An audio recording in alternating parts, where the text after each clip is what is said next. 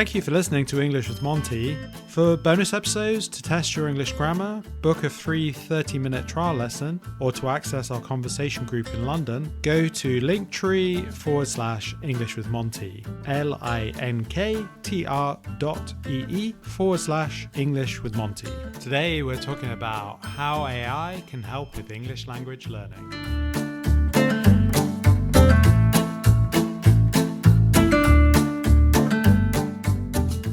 Hello there and welcome to English with Monty. We're moving on to episode number 66 and I've got Bob on the show with me. Hi Bob, how are you doing? Hello, do you know why I call myself Bob? Why? Are you not Bob? No, I'm not Bob, I'm Gideon. Oh. But I use Bob because sometimes, such as when I go to a franchise coffee chain and they ask my name, if I say Gideon and I'm not in the UK, or even if I am in the UK, they go, I don't understand, Gideon, or I don't know, how do you spell that? And it's just every time. So I just say Bob, and they can't get it wrong. Although sometimes even that they get wrong, but guess why? Yeah, fair enough. But we know the answer to that though, don't we? What's the answer? Stop going to franchise coffee chains. That's true, but sometimes you're with somebody else who takes you there. That's true. Don't have a meeting. People don't invest in offices anymore. They're either online coffee or in a meeting. shop. People saving on rent. Should we meet online? I don't know. Okay, let's go to the cafe. So now we know why you were called Bob, but you're actually Gideon. We haven't done this for ages, have we, really? We keep on having problems. It's John. It's you with the problems. Really? Is it me? Maybe. I'm sorry. I've kind of reduced the number of podcast episodes I'm shipping out. And we're back on with the technical aspects and we're back on with everything, aren't we? You've been doing other podcasts, so now you're polished, aren't you? You're great. Always great, John. Never have been anything else but great. That's true. I'm sure all the listeners would agree as well. Okay. Yes. All right. What we're going to do today is we're going to talk about, I typed in to ChatGPT, how can AI help? AI, what's that? Artichoke investigation? Yes, exactly. It's artichoke investigations or aubergine igloos. Yeah, exactly. Yeah. Oh, you mean artificial intelligence? Artificial intelligence, exactly. So how can artificial intelligence help with English language learning? And you have the document of the response that it gave me, and we're going to discuss it. You asked AI for how AI can help learn a language. Yes. Don't you think it's biased? Maybe. AI is not going to say, oh, don't use me. That's true. So yeah, I'm the best. But that's why we need to assess it, don't we? Yes, you're right. Because I think that obviously at some point, let's hope it's when we're both retired, but at some point AI is probably going to replace us. You mean in 2 weeks? 2 weeks. Wow. You've obviously stacks of cash hidden away. Yeah, something like that. Yeah. The idea is the money you're paying me for these podcasts. I've been saving up. Now I can retire. Must be because of all that compound interest. Something like that, yeah. So let's have a look at it and we'll critique it. We'll give our feedback as to what we feel. First of all, it talks about personalized learning. It says it offers personalized, interactive, and engaging experiences. I thought that's what you get from a teacher. That's what we do. Hopefully. They take our jobs away. We give personalized teaching. That's exactly what we do. Number one, slight question mark, I would say. AI can assess your proficiency and tailor lessons to your level. It can suggest exercises based on your strengths and weaknesses. Yeah, maybe it can, but I don't see how that's that revolutionary. You can always find exercises at your level. Yeah, possibly a little bit. I'm not trying to suggest that AI isn't interesting for learning English or any other language. I'm just saying that some of the things they're putting forward, it's already covered. But it's true, if you're at home alone and you need some help, then you don't have anyone to speak to, then it can be useful. I don't really know how it can really tailor your lessons. I suppose it can in the sense that you can just ask it, can't you? Can you give me a lesson about the present perfect? My level is intermediate. I guess you can do that, right? Exactly. And it can correct your mistakes. In real time? So you're right in real time, yeah. You're writing. Have you not used ChatGPT yet? I have, but I didn't realize it could do it in real time. I don't know why. I didn't realize it could do it Okay. literally as you were speaking. As it's not only ChatGPT, that we're talking AI here, which is a very broad category, but that's the one that most people first contact. Anyway, with text-based things, there are lots of other things. No. Sure. Have you got anything more to add on the personalized learning thing? Because obviously, maybe we should talk a little bit about what we can add extra. Is there anything in terms of personalized learning? You need to spend a little bit of time with a student, don't you? But I think it's much more rewarding, isn't it? Having a human being. Yeah, of course, it can be helpful, but also it can be, I would say, detrimental Mm-hmm. because I write a lot in French because I live in France, and also for contacting people and illustration. I write quite in French. And before, I would pore over the words and think about the grammar and think about and check it and everything and still get something wrong. But now, often I just put my French into ChatGPT and ask it to correct it.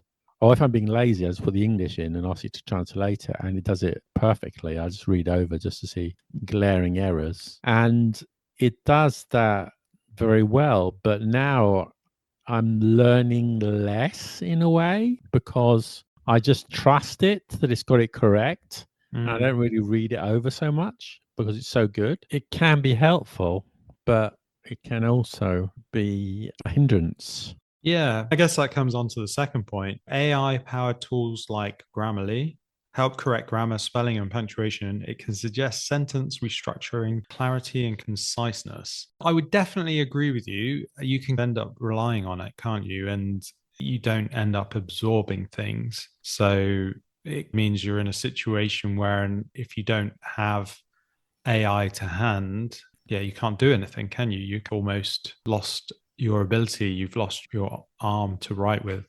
I think so. Mm. And you're talking about here writing assistants and grammar and everything. And it does help with that. But as a native speaker, if you read the suggestions made by these AI tools, such as ChatGPT, they're not always that good.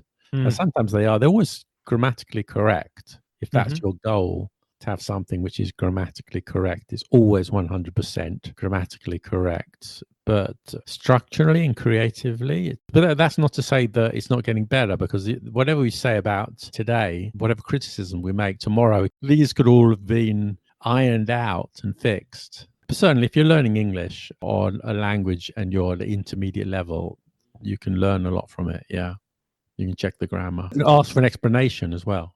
Why do you correct this part? And you Mm-hmm. can ask for an explanation. Why do you use the past simple and not the present perfect in this sentence? And they'll explain it to you. So that's useful. It is useful, isn't it? Because I suppose a lot of the time it depends how you use it. Because obviously it's a tool, isn't it? And if you ask the right questions and you take in the answers, then that's the key to it, isn't it, really? Yeah. I would be careful about using things like ChatGPT for writing anything creative. There are other tools such as Claude, other tools for it than ChatGPT. It's not the only tool for writing. And I haven't used Grammarly. I know there are other tools, but I find ChatGPT sometimes it's not always that good. If you're writing creatively, it doesn't help. Yeah. If you're writing administrative letter, then yes, it does. Yeah. I think with admin letters, it's very good, isn't it? Yeah, if you're writing an email to your accountant or something, then you'll get Yes. it right every time. Sorry, I didn't pay that tax. Yeah. Okay, so vocabulary expansion. AI based apps provide word recommendations, synonyms, and definitions. Context based learning helps you understand word usage. I don't know. I would say vocabulary expansion is probably one of the most useful tools for something like that, isn't You could always just read a book for it? Sure. vocabulary expansion. And this is a new and revolutionary thing, some way to expand your vocabulary. There's always been ways to expand your vocabulary. Yeah, it can suggest things in real time for what you're writing.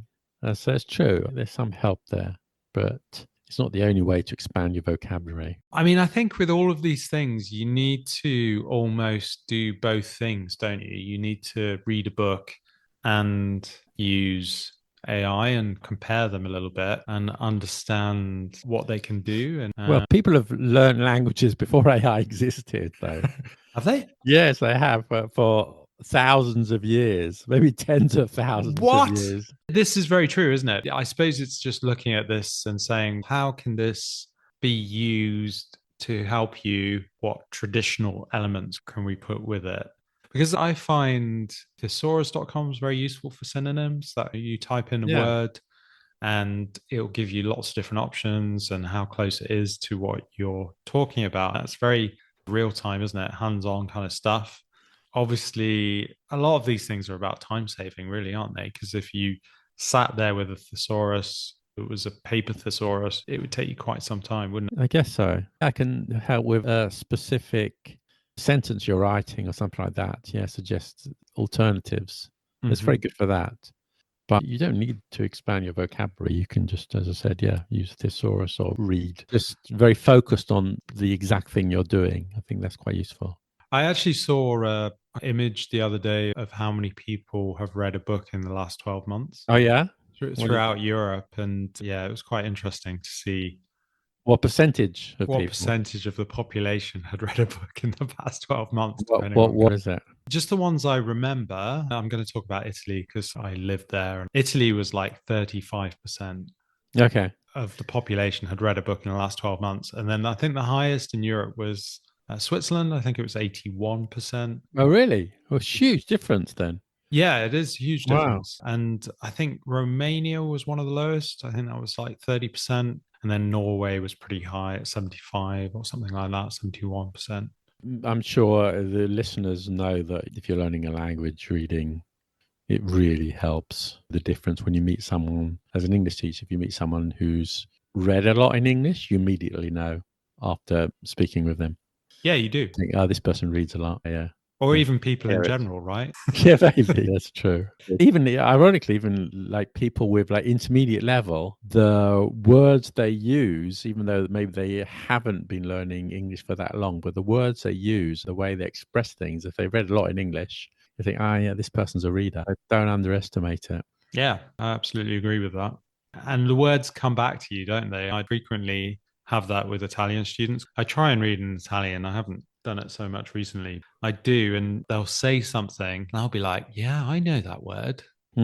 Just because I've read it somewhere, and then it will come back to me. Yeah. It's definitely useful. I've had no experience really with pronunciation and AI. So it says pronunciation practice. Speech recognition can analyze your pronunciation and provide feedback. Apps like Elsa Speak help with accent improvement. I have some experience of this because I've worked with Elsa actually on my channel. The app's called Elsa Speak. It's sort of AI recognized. You say things and then it tells you how close you are to pronouncing it as a native speaker would. And then it tells you where you went wrong and you can focus on that. It's really interesting. Otherwise, I wouldn't have worked with them, to be honest, because it was really interesting. The only problem at the time I did it, I think they only did American English, but that's fine. It really tells you where you can improve, which vowels you're getting wrong and how to pronounce these things, and you can delve into it. Well, it was good. I hope Elsa Speak are listening to me, that I'm saying nice things about them. But yeah, it was good. Did they sponsored you or something? Yeah, or? they sponsored me. No, that's not why. I wouldn't have done it. I've turned down many sponsors. It's hard to believe, but I have. The only ones I will work with if I thought it'd be interesting to the people who watch my videos. And it was an app, and I used it in my classroom as well. We went around the class doing a sentence and just seeing how close to 100% each of the people could say the sentence. And I never got 100%, by the way. I always get in the 90s. As I said, it's based on American English. So it doesn't matter. What happens to those of us who want to boycott everything American? I don't know. I'm interested to know if they do a British version. I haven't checked it recently. Maybe they've got a British version coming out. But even if you don't, it was interesting. And even right down to each phoneme, it'll come up in red on the screen if you pronounce the phoneme wrong. So you can go back and practice it. It was good. I'll have to check that out because I really... Yeah, I think there's a free version and a paid version. As a teacher, I could use it during an online lesson and definitely assess. Okay. Definitely. It's quite fun. It's quite fun to do it. And yeah, you can work through it and the students can see exactly phoneme for phoneme where it's getting wrong. And the teacher there can show them how to pronounce that sound correctly. So again, a really powerful tool. So it's kind of assisting us, isn't it? Because this is often people's argument, isn't it? That AI, rather than replace us, is going to assist us. Yeah, I think that's one of the most interesting for pronunciation, because, as I said, for vocabulary, there are other things you can use. But with pronunciation, someone who's always listening and correcting, that's it's difficult to do with a teacher the whole time, over a long period anyway. Yeah. The next one I find a little bit laughable. Conversational practice, apparently. Simulate real conversations to improve fluency. Interactive tools like ChatGTP help learners practice writing and speaking. Okay. How does AI help with conversations? Can we actually have a chat? You can, not just ChatGPT. I think there are many now where you can actually have a conversation. Is it engaging? Well, not necessarily. No, you probably want to speak to a real human. But for learning a language, no, it's not going to change your worldview. But it might for some people, I guess. Talk about politics with the AI. No, but just if you're learning a language at a lower level, intermediate level, you can have a conversation. Yeah, you can. You're not going to be with a teacher all the time, and you don't have access to native speakers all the time. It's good. It's good practice.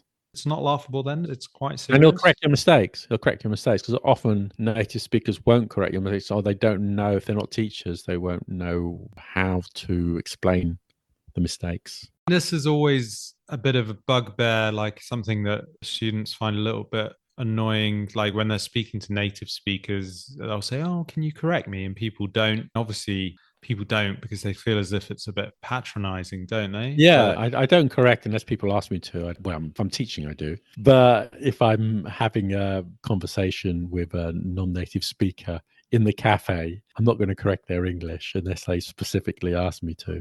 No, of course, yeah. It'd be quite rude. I think you agree. Definitely. I suppose that's the thing, isn't it? It depends on the context and the situation, because the average native speaker, if you speak to them in the shop or whatever, clearly they're not going to correct you, are they? Yeah, the baker's not going to correct you if you go in and ask for pronounce the type of bread wrongly. No. Okay, so yeah, it's useful for that. Reading and listening comprehension. AI can recommend articles, books, and audio content suited to your level. Transcription and subtitle tools make content more accessible. So I would say, yeah, for reading and listening, it's actually very good for recommending things, isn't it? Because you can basically type in, I am this level. I guess you could probably say, I've read these books and I enjoyed them. Can you recommend something else? And I think for that, it's good, isn't it? I guess a teacher could do that as well, but maybe, yeah. I haven't asked AI for recommendations, but I can't really say. But it's interesting though. I've only recently, let's say, started using AI, and I'm thinking about just giving it my whole life and just ask them questions all the time. Yeah, people rely a lot on AI now. It's a double-edged sword. I think it's good, but you can lose a lot as well. You've got to be careful. Just about how you use it, though, isn't it? Trying to use it as a tool rather than, I don't know, to replace your thought process. Exactly. If you're neglecting those sort of traditional methods completely, you stop reading, you stop engaging in real conversations, then that's a problem. But as a tool, yeah, it's useful. Yeah, at least for me, I found it quite useful for things like that. One of the guys that I met actually in Canterbury recently, he's doing a master's in AI, and he said that 10 to 15% of the time AI hallucinates. And apparently that is a technical term. Yeah, I know this term, and I've seen it. I've witnessed it a lot. Oh, really? Yeah, absolutely. This is the big problem, that AI gets it wrong, especially factually. I ask questions I know the answer to, and it gets it completely wrong. Oh, really? Yeah. Until recently, I don't know if it still does. This is a sort of famous case that if you ask ChatGPT how many R's in strawberries, it got it wrong. I don't know. This is how the sort of language model works. It's not very good at sort of these mathematical skills, and it gets a lot wrong. Don't rely on it. Don't just assume it's correct factually. Grammatically, it might be. It's more about factual elements, isn't it? Don't rely on it. Do not rely on it. Always double check or triple check. It just means that I'm going to make mistakes 10 to 15% of the time. Whereas I would say more, because it always gives you an answer. That's the thing. Even if it doesn't know the answer, it will give you an answer. No, and that's a problem. It never says, I don't know, does it? It never says, well, actually, I don't know the answer here. It's possible that certain very influential people in the world have been using it too much. Oh, yeah? Let's not say any more than that. So what you mean by that? No, okay, fair enough. Let's move on then. Real-time translation and explanation. Okay, so yeah, we've talked about that already, haven't we? Powered translation apps help you understand difficult words or phrases instantly. Tools like DeepL and Google Translate assist in breaking down complex text. I'm not sure if Google Translate does that. Does it?